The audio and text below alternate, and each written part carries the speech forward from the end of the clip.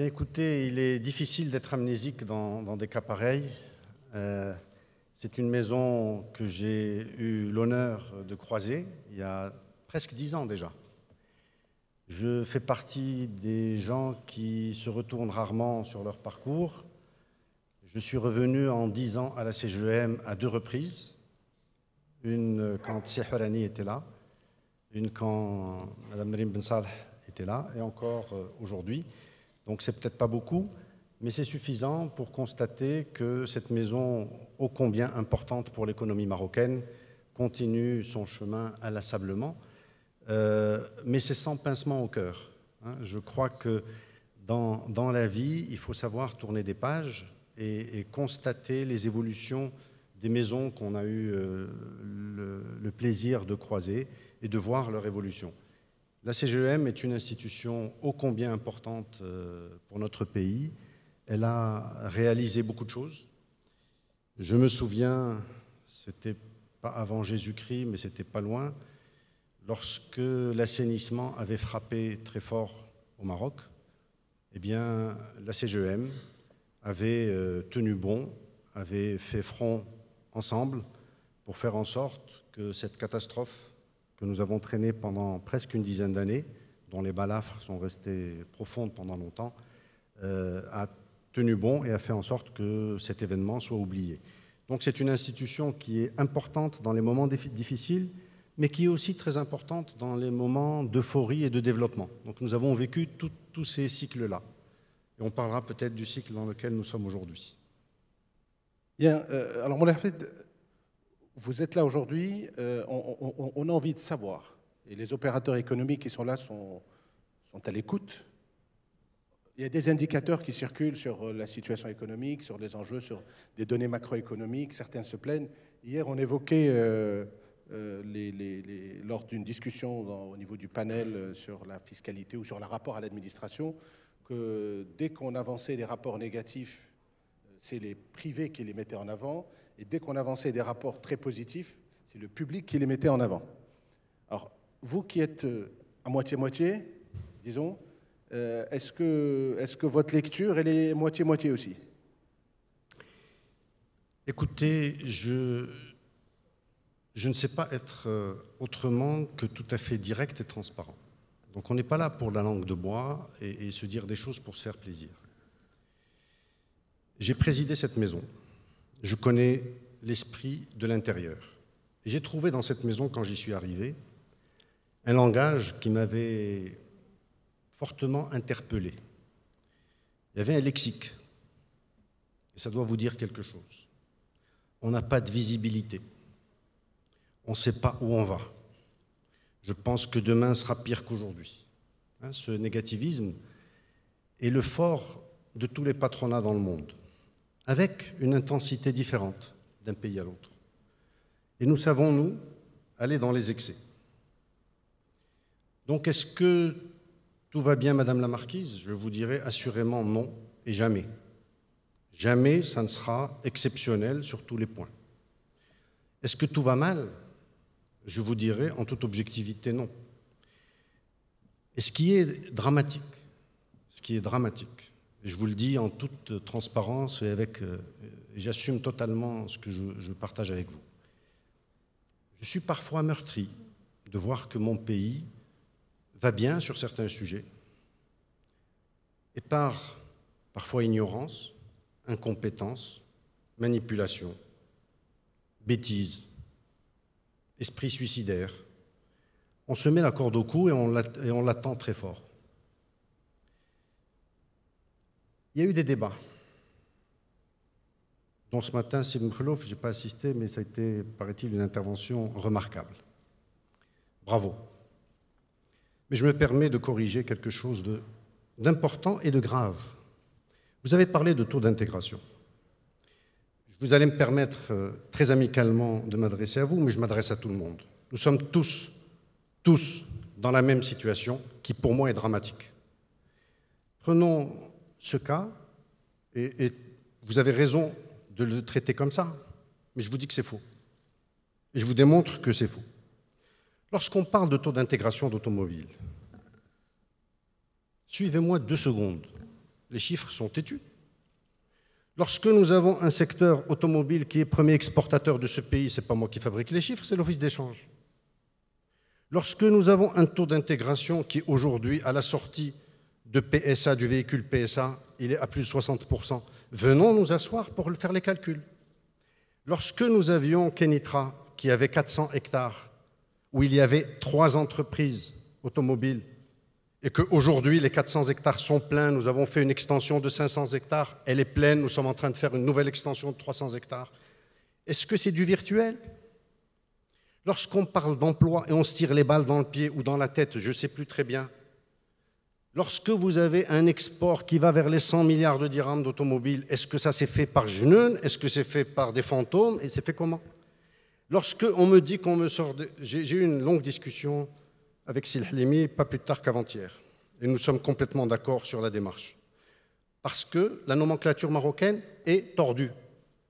Lorsque vous mélangez l'artisanat qui s'appelle Séna'a, Tqlidia, et quelque chose qui s'appelle Séna'a, sous prétexte que la nomenclature le fait, ils ont un tronc commun qui s'appelle Séna'a. Je n'en veux pas au HCP parce qu'il a une nomenclature à respecter. J'en veux à moi-même. Il faut qu'on règle tout ça. Mais lorsque, sous ce prétexte-là, on sort des emplois qui sont en destruction lorsqu'ils sont en construction, lorsque je vais à la CNSS entreprise par entreprise et qu'on les fait de façon non plus statistique, non plus avec des projections métaphysiques ou scientifiques, peu importe, mais lorsque vous avez... On m'explique que j'ai un troupeau de brebis. Tous les matins, je l'emmène dans la forêt et rentre le soir. J'avais 1000 brebis. On me dit statistiquement, quand tu sors tes brebis, le loup t'en mange 1% par semaine. C'est comme ça. Bien. Il y a la mortalité plus la natalité, etc. Donc vous devez perdre 5% par semaine. Un jour, je me dis, je vais compter mes brebis. Je fais comme les enfants, je compte les bûchettes. Donc je sors les brebis une par une. J'en avais 1000, j'ai 1200. On me dit, c'est très bien. Vous connaissez la blague, c'est le cas. Donc on prend des entreprises, on les compte une par une et on se dit non, c'est pas possible. De grâce. Ça, c'est de mourir en bonne santé. Ça, c'est de s'assassiner en bonne santé. Je suis absolument d'accord que nous ne sommes pas parfaits sur tout. Il y a beaucoup de choses où nous avons des marges de manœuvre et de progression qu'il faut aller chercher. Mais quand on sort des choses qui sont aberrantes et qu'on ne veut pas rentrer dans les détails pour les regarder, je suis désolé. Et je m'inscris en faux et je me battrai toujours contre ça, contre les opérateurs, contre moi-même, contre... Je ne suis pas d'accord. Parce que si vous voulez vous soigner, il faut faire un scanner total. Quand ça va mal, il faut dire il y a une métastase ici, mais quand il n'y a rien, de grâce, ne mettons pas une chimio à un patient qui n'a pas de cancer. Or, ce que nous faisons, sous prétexte de vouloir avoir des institutions, de faire des statistiques, tout ça c'est très important, c'est fondamental. Mais si on ne fait pas attention, parce que lorsque je suis, et vous me permettrez d'être long là-dessus parce que ça me tient à cœur, c'est important, pas pour mon ministère. Vous savez, je suis un homme d'affaires et je resterai un homme d'affaires à vie. On peut sortir un homme d'affaires du business, mais on sort rarement le business d'un homme d'affaires. Donc je suis vérolé, je ne changerai pas. Et j'en suis fier. Je suis fier de faire partie de cette famille des gens qui sont ici aujourd'hui. Mais ceci n'empêche pas d'être objectif. Lorsque, par ailleurs, au niveau, prenons le textile, j'ai discuté avec mes amis du textile. Ils viennent me dire, les banques ne nous suivent pas. Bien, on va se battre contre ces banques-là, vous savez. Il y a l'assureur qui est mauvais et le banquier qui est juste derrière. Désolé pour nous. C'est normal. D'abord, vous vous réveillez le matin, vous ouvrez les journaux. Première page. Secteur catastrophique, textile, c'est pas possible, etc. L'après-midi, vous allez toquer à la porte du banquier, vous lui dites j'ai besoin d'avoir un crédit. Et vous dites je ne comprends pas qu'il ne me donne pas de l'argent. Moi, c'est d'ahmaq. Donc, j'ai eu des discussions avec le secteur, par exemple textile, en disant disons la vérité. Quand on a des activités qui ne marchent pas, il faut dire qu'elles ne marchent pas. Mais quand elles relèvent la tête et que je constate au niveau de l'export que votre chiffre est comme ça, ben, il faut qu'on s'explique. Expliquez-moi. Donc, il y a des choses, et si vous permettez, j'ai demandé une seule projection d'un microfilm pour vous expliquer le sujet automobile, parce que c'est de ma faute. Je n'ai jamais partagé ce sujet-là avec les uns et les autres. Ça prend 1 minute. Est-ce qu'on Parfait, peut à la parce que régie? la seconde question sera que vous nous exposiez ce qui est en cours. Donc, on va démarrer par ce film et ensuite on enchaînera avec le reste. Si la régie a le film, qu'elle le projette. Alors là, c'est la construction de toutes les pièces automobiles qui se font aujourd'hui au Maroc. C'est ce qu'on appelle par certains pays qui nous aiment, ils nous disent qu'on fait du boulonnage. Regardez toutes ces pièces. Moteur, les freins, tout. Tout ça, c'est fait, fabriqué par des usines au Maroc. Comment vous m'expliquez qu'il n'y a pas un taux d'intégration? Toutes ces pièces, sans exception, sont fabriquées au Maroc, avec des usines qui fabriquent au Maroc. Dernier point, alors vous êtes à plus de 60%. Avec l'usine de PSA qui fabrique les moteurs, vous serez à 85%. Et j'insiste sur ce point-là. Je pense qu'il n'y a pas beaucoup de pays, voire qu'il n'y a pas de pays qui sont à 85%. Donc on sera dans les records. Pourquoi? Pas parce qu'on est intelligent, parce qu'on est un pays particulier.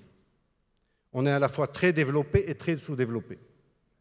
Quand on est très développé, on fait la partie haute en technologie et tout le reste, on le sous-traite en Chine ou ailleurs. Et quand on est sous-développé, on fait la partie qui est sous-traitée, on ne fait pas la partie haute. Au Maroc, PSA a 1600 ingénieurs aujourd'hui qui travaillent au Maroc. Le véhicule qui est sorti de PSA, qui est confidentiel, parce qu'il travaille en vase clos, ils le mettront sur la place publique en mars 2019, l'usine est opérationnelle, mais ils ne peuvent pas l'ouvrir encore. Donc, ce véhicule a été designé au Maroc par des ingénieurs et des designers marocains, parmi les 1600. Donc, oui, mon pays a besoin de beaucoup de choses, mais je suis désolé, mon pays a fait des pas en avant énormes. Et ce n'est pas grâce à moi, c'est grâce à mes prédécesseurs. Quand il a négocié avec Renault l'installation de l'usine Renault, on avait un faible taux d'intégration. Dans le temps, on aurait pu lui dire « mais tu es fou, jamais. Pas de taux d'intégration exceptionnel au Maroc, pas d'usine. » Vous n'auriez pas 100 milliards de dirhams à exporter aujourd'hui, dont Renault exporte 2 milliards d'euros et PSA est en passe d'exporter 1 milliard d'euros par an de pièces usinées au Maroc. Renault exporte à 70 pays à travers le monde à partir du Maroc.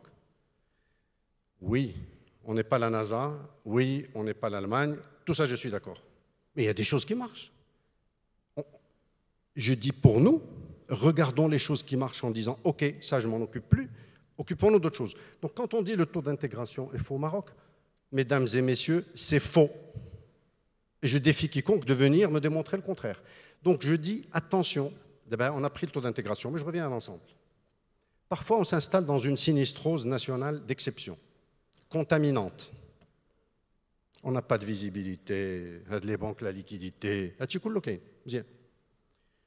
Mais comment ça se fait qu'on a de l'économie qui continue à tourner, des gens qui font encore de l'argent? On parle de compétitivité. Quand je suis assis dans mon bureau et que j'ai des Japonais, Yazaki, Toyota, Lear, qui me cassent les oreilles tous les matins pour lancer des usines au Maroc. Nous avons, tous les jours, des installations d'industriels internationaux. Alors la réponse est simple, c'est qu'ils ont des avantages que les Marocains n'ont pas. Est-ce que vous êtes tombé sur la tête? Est-ce que vous avez donné votre cerveau à quelqu'un d'autre? Sortez-moi un texte, un article qui fait qu'il y a un étranger qui peut avoir un avantage qu'un Marocain ne peut pas avoir. Est-ce qu'il y a un code des investissements des étrangers, un code des investissements des Marocains? C'est quoi ce... Et c'est rentré dans les gènes chez nous au Maroc, en disant, oui d'accord, mais c'est des étrangers. Ça veut dire quoi, c'est des étrangers? Alors maintenant, si vous me dites qu'il n'y a pas de Marocains qui fabriquent d'avions, je vous réponds oui, je suis désolé, mazel. J'ai pas Boeing au Maroc, j'ai pas Airbus au Maroc, leur propriétaire n'est pas encore marocain. Ça viendra. Mais dans le secteur de l'aéronautique, où nous sommes aujourd'hui à 32% de taux d'intégration, vous avez des Marocains qui sont dans ce secteur-là et qui sont des sous-traitants qui travaillent, qui fournissent des pièces en aéronautique. Lorsque vous avez en automobile, j'ai devant moi Hakim Abloumen, vous êtes, sauf erreur ou omission, associé aujourd'hui au leader mondial du vitrage automobile. Nous vous avons accompagné pour ça. AGC, qui est japonais, qui est installé avec vous au Maroc, à Kenitra, vous avez fusionné votre affaire avec la sienne et vous devenez un exportateur de vitrage Inch'Allah, incessamment sous peu, quand l'usine sera terminée parce qu'elle est en cours. Eh bien, ces exemples-là sont multiples et variés. Je ne peux pas intellectuellement accepter de dire Hachi, ça n'existe pas. Donc, en récapitulant, est-ce que le Maroc va mal? Ça, c'est à vous de dire. Nous, on est là. Maintenant, je reprends ma casquette exclusivement de ministre de l'Investissement ou de l'Industrie ou du Commerce, ce que vous voulez. Vous savez, ils ont fait un gouvernement. Les miettes qui restaient sur la table, ils ont dit on va les donner à quelqu'un. Je me suis retrouvé avec quelques portefeuilles. Et donc, si vous voulez, en tant que ministre responsable de l'investissement, je dis aujourd'hui, le pays n'appartient pas à d'autres. Il nous appartient. En tant qu'opérateur économique ou en tant que gouvernement, nous devons travailler la main dans la main pour faire en sorte que les choses avancent. Et attention, la sinistrose a frappé des pays amis de longue date. Et cette maladie, même avec le Prozac, ça ne se soigne pas très vite. Il faut prendre quelques décennies pour s'en défaire. Donc soyons vigilants, soyons objectifs. Parce que quand vous venez me voir, vous me dites que l'industrie ne marche pas, vous savez ce qui se passe? Switch off. Je dis celui-là ou celle-là n'a rien compris. C'est par son incompétence, c'est par son incompréhension, c'est parce qu'elle ne maîtrise pas son métier qu'elle vient me polluer. Je ferme. Quand vous venez me dire, j'avance, j'ai besoin de 3 points précis, les voici, que l'administration traîne, que le CRI n'est pas opérationnel comme je veux, c'est pour ça qu'il y a une réforme du CRI, que l'administration me demande 15 papiers qu'elle a chez son cousin, c'est pour ça que Sa Majesté a pris une décision forte et qu'il impose au gouvernement en disant « je vous interdis de demander un papier qui existe chez une autre administration ». Venez avec des choses concrètes. On sera beaucoup plus crédible, Monsieur le Président de la CGM. À chaque fois que vous allez venir avec des demandes qui ont été tamisées, où on aura enlevé l'effet du Prozac, l'effet de la contamination, et on laissera décanter les vrais problèmes, sachez que ces problèmes-là, on est payé pour nous retrousser les manches et les régler. Nous sommes sur la même embarcation, l'embarcation Maroc SA. Si on ne colmate pas les brèches qu'il y a, on coulera ensemble. Et on coulera. Alors, si l'économie ne marche pas, rien ne marchera dans ce pays.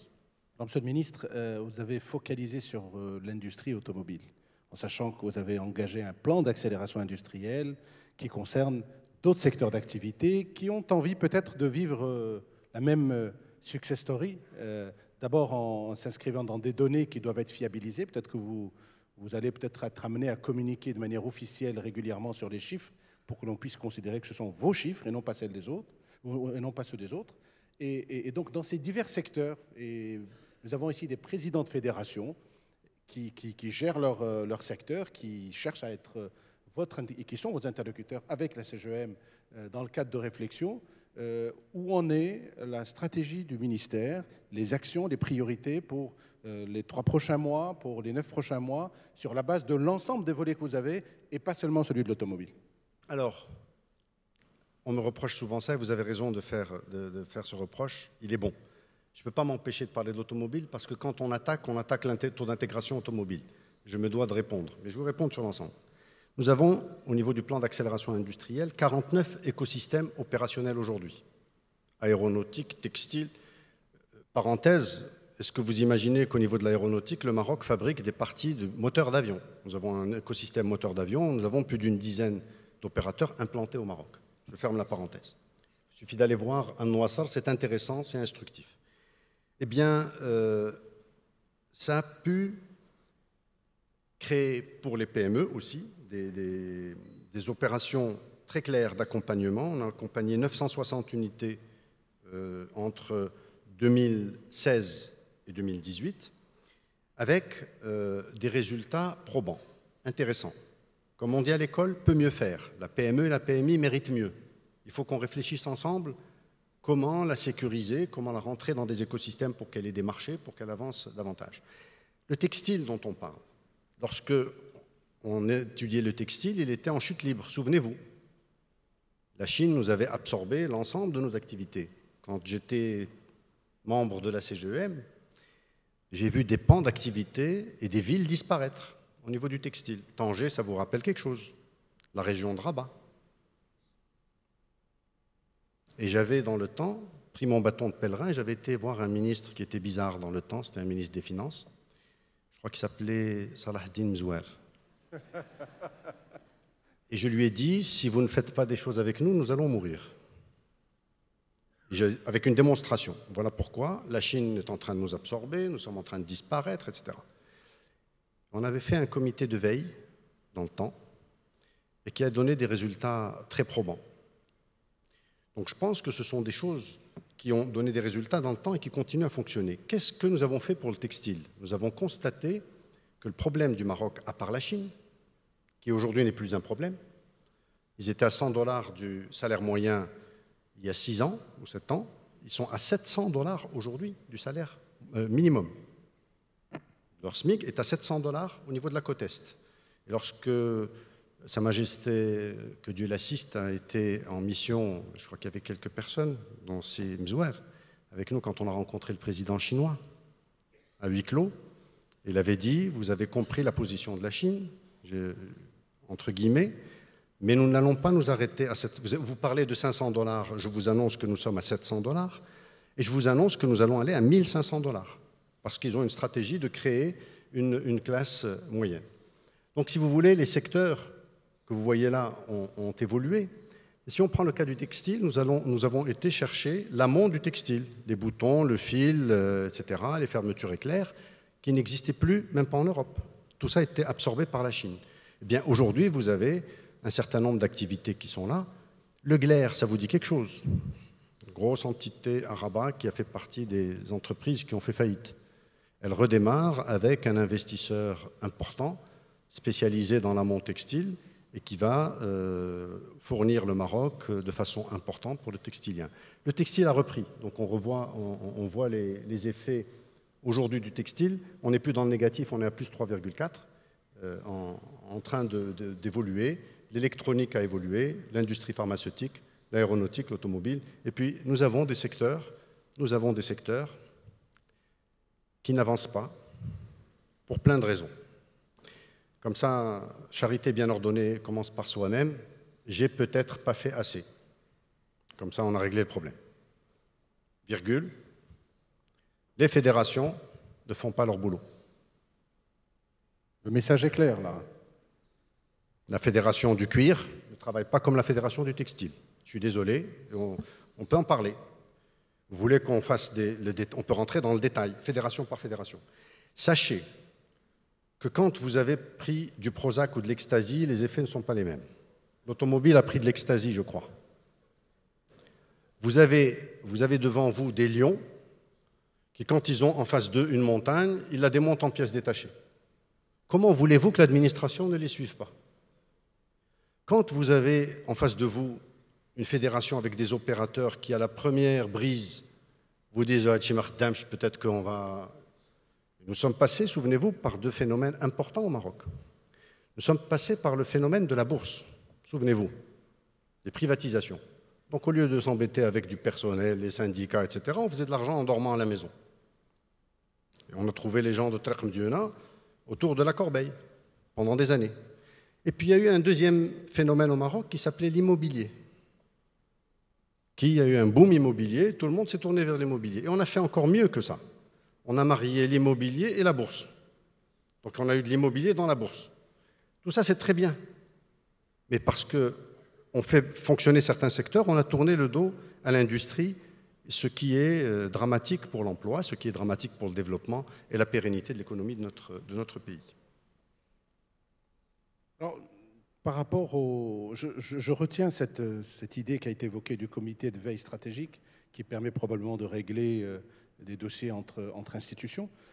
Celle aussi du rapport des fédérations avec le ministère pour peut-être accélérer le rythme et une mise à niveau avec probablement un meilleur cadrage des demandes avec précision et avec une démarche qui soit constructive. Maintenant, vous êtes attendu sur probablement une charte de l'investissement qui est en cours et pour laquelle il y a des attentes très fortes. Et deuxième question, la dynamique attendue du regroupement de Maroc Export avec l'AMDI, qui a donné l'AMDIE, est-elle enclenchée? Et avez-vous trouvé l'oiseau rare? Je vais commencer par la deuxième question. C'est plus qu'enclenché, c'est fusionné. Donc la fusion est effective. Nous avons au niveau de cette agence une direction par intérim. et nous avons au niveau de l'agence de l'ADD une direction par intérim. Vous savez, ce sont deux agences stratégiques, donc il faut trouver l'oiseau rare et que l'oiseau rare soit approuvé par Sa Majesté, comme vous le savez bien. Donc c'est en cours, nous sommes en pleine structuration de cela, mais cela n'empêche pas que les instances fonctionnent. Concernant la charte d'investissement, en effet, nous avons une charte qui date de Mathusalem. Nous y travaillons depuis un peu plus de 2 ans. J'avais présenté les grands axes devant Sa Majesté en 2016 et nous partageons, c'est un travail collaboratif extrêmement important avec l'ensemble des structures intéressées, y compris au sein du gouvernement. Nous ne sommes pas toujours alignés sur les démarches parce que chacun doit jouer son rôle. Le ministre des Finances a à défendre sa capacité de garder le pays solvable. Le ministre de l'Investissement, il est déconnecté. Moi, plus il me donne d'argent à donner aux opérateurs, plus ça marche, jusqu'à un certain point. Il faut savoir que depuis 2015, le ministère de l'Investissement et le ministère des Finances ont introduit dans les lois de finances plus exactement, 129 mesures ont été intégrées par les lois de finances successives. Le ministère de l'Investissement se doit d'y travailler. Il n'est pas seul, avec tous les autres ministères. Parmi ces 129 mesures, il y a 41 mesures qui concernent l'investissement et la compétitivité. Et je peux vous dire que ce sont des mesures qui sont arrachées âprement parce qu'il faut qu'il y ait un débat en disant si cette mesure, on la donne, est-ce qu'elle a vraiment un effet? Première question. Et si on met en place cette mesure, est-ce qu'on ne détruit pas le budget? Parce que c'est problématique. Alors, eh bien, nous avons réussi quand même à maintenir les équilibres avec 41 mesures, pas simples toutes, qui donnent, avec une démarche de fond, une trame de fond, c'est l'accompagnement de l'investisseur, de l'entrepreneur, pour l'acte d'investir. Je fais partie des gens, même en tant qu'ex-président de la CGM ou opérateur, ayant été à l'origine de la baisse, pas à l'origine, je l'ai piloté la baisse. Il y avait Cisrenun qui était en face de moi, n'est-ce pas? Avec des promesses qu'on n'a pas tenues la deuxième, mais bon. On avait 2 promesses, c'est qu'on a baissé l'IS de 35 à 30, et on avait réfléchi à le baisser à 25, et on a eu, CGEM, la décence de ne pas revenir vers l'État pour demander la mise en œuvre de ce qu'on avait obtenu ensemble. On n'est pas revenu vers vous, État dans le temps, pour vous dire appliquez le 25%. Parce que les opérateurs ne sont pas fous. On a vu que la situation économique n'était pas bonne, on a levé le pied. Donc, ces 41 mesures sur lesquelles je reviens n'ont pas baissé les recettes d'impôts, et c'est important, parce qu'après, quand je reviens discuter avec Sibin Chaboun, première réaction qu'il va me dire, c'est qu'on ne peut pas détruire le budget de l'État. Eh bien, la recette globale a progressé entre 2015 et 2018 de 17%, l'IS de 21,7% et l'IR de 18,5%. Qu'est-ce que nous demandons? Nous demandons une pression fiscale la plus faible possible. On est d'accord. Moi, en tant que ministre de l'Investissement, c'est ce que je veux. Et vous, en tant qu'opérateur, c'est ce que vous voulez. Maintenant, on va oublier que Sibin Chaboun est avec nous. 2 minutes. N'est-ce pas, Sibin Chaboun? Sibin Chaboun, je disais qu'on va oublier que vous êtes là avec nous aujourd'hui. 2 minutes. Et on va se parler entre nous, opérateurs, n'est-ce pas? Ou en tout cas, responsables de l'investissement et les opérateurs. D'ailleurs, c'est ce que je vais vous demander pour terminer, c'est de vous adresser aux opérateurs. Alors, profitez-en. D'accord. Eh bien, ce que je dois vous dire, et je sais que M. Chaboun ne nous écoute pas, donc ça va, c'est que pour qu'on puisse obtenir des choses qui nous intéressent, la baisse de la pression fiscale globale, il faut qu'il y ait des effets non pervers. Parce que si on baisse la pression fiscale, on peut tuer le pays. On peut tuer le pays. Pour que je sois crédible en allant me battre auprès du ministre des Finances, il faut que l'assiette puisse s'élargir et que les contributions soient là. Or, on connaît, vous et moi, le ministre des Finances ne connaît pas, mais ce n'est pas grave, le comportement qu'on peut avoir parfois. Si l'assiette ne s'est pas élargie et si l'éthique globale n'est pas là, on a un problème. On ne pourra pas baisser des 30 à 25, c'est notre souhait à tous, on est d'accord. Mais il y a un travail à faire. Quel est le travail? À mon sens, et c'est ce que je voudrais partager avec vous, c'est qu'on puisse pousser à ce que le système change. On parle de travailler avec des transferts d'argent par portable. On dit oui, mais c'est pour les pays développés. Lorsqu'on regarde l'Inde, l'aumône est donnée aujourd'hui de portable à portable. Quand vous avez un mendiant dans la rue, vous voulez lui donner 2 pièces, vous lui donnez par transfert électronique. Chaque être humain, chaque individu a un compte bancaire sans frais, pratiquement à la naissance. Donc il faut qu'on aille vers cela pour avoir plus de transparence. Plus de transparence générale fait qu'on peut exiger et demander une baisse d'impôt générale. Évidemment, pour que ça marche, il ne faut pas qu'on sombre à la sinistrose. Et ça, je réinsiste là-dessus. Parce que quand on se réveille le matin et qu'on s'auto-contamine en disant que rien ne va, et que le pays va s'écrouler demain, je rappelle que j'ai presque 60 ans. Non, c'est TTC, pas hors taxe. Donc, je m'approche des 60 ans, et depuis que je me souviens, on m'a toujours dit, sois très prudent, cette année est une année très grave, le Maroc va s'effondrer. Ça vous parle, ça, non? Donc, je crois qu'il faut faire attention à sombrer là-dedans, parce que quand je me réveille le matin et que mes affaires vont bien, et que je rencontre des gens et je leur dis « c'est bizarre, l'état, la situation, l'économie, etc. » Tous les gens que je croise le matin sont des clients potentiels qui ne sortent plus leurs sous, qui ne bougent plus, qui n'investissent plus. Et c'est un cercle, ça me revient. Aujourd'hui, je contamine, après-demain, je serai contaminé.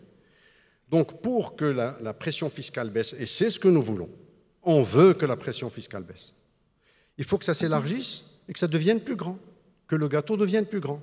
Mais si on s'auto-contamine avec des choses qui sont vraies, je veux bien. Ça me dérange, mais je veux bien. Mais avec des fake news, où on délire sur des choses de ça va s'effondrer demain, le pays va disparaître, l'économie s'est arrêtée, il n'y a plus rien. Subhanallah, quand je vois les comptes bancaires, ils n'ont pas disparu. Quand je vois les activités, elles tournent encore, etc. Mais elles tournent moins parce qu'il y a une crise. Oui, parce qu'il y a une crise mondiale qui a un impact sur nous. Oui. Mais elles peuvent tourner moins parce que je me suis auto-contaminé. Moi, c'est cette auto-contamination qui, personnellement, me dérange au niveau de mes gènes. Je suis très dérangé sur l'autocontamination et elle est grave. Et plus, je terminerai là-dessus, un jour, j'étais secrétaire général de l'ONA, le MEDAD aujourd'hui. Et il y avait un couloir entre la présidence et la BCM, dans le temps tijari d'aujourd'hui. Il y avait Abdelaziz Al-Alami, que Dieu ait son âme, qui était président de la BCM. Donc je traverse le couloir, j'arrive dans son bureau, et je lui ai dit « catastrophe ». Et catastrophe. C'est la première fois dans l'histoire, parce que ça c'est une phrase que vous connaissez, donc je l'utilisais moi. C'est la première fois dans l'histoire du Maroc que la consommation des denrées de première nécessité sont en chute, l'huile, le sucre, le lait, etc. Ou d'abord, c'est dramatique. La première chose que tu dois faire, c'est te taire. C'est le premier commentaire. La deuxième, c'est de réfléchir comment on peut soigner si le mal est vrai. Vérifions d'abord. Ce n'est pas parce que conjoncturellement, il y a quelqu'un, la rentrée des vacances, il y a un problème sur toi. Il m'a dit, si jamais on commence à nous entendre, à nous écouter tous, à dire tout va mal, même sur les fondamentaux sains, ça ira très mal. Donc sois prudent. Ne dis que ça va mal que quand ça ira vraiment mal. Alors regardons ensemble. Évidemment, la petite grippe qu'il y avait au niveau de la consommation s'est dissipée. Moi, j'étais convaincu, comme tout opérateur chevronné, que c'était la fin des haricots. On est d'accord. Donc je voyais que l'économie allait s'arrêter, que le cœur n'allait plus battre, etc. Eh bien, quelques semaines après, la consommation a redémarré, tout allait bien. Je n'ai jamais oublié, ça doit faire 20 ans que cet épisode s'est produit, je n'ai jamais oublié cette leçon en me disant il ne faut pas faire des fake news inverses, de dire tout va bien, Madame la Marquise, quand ça va mal. Mais surtout ne pas dire que tout va mal quand quelques éléments vont bien.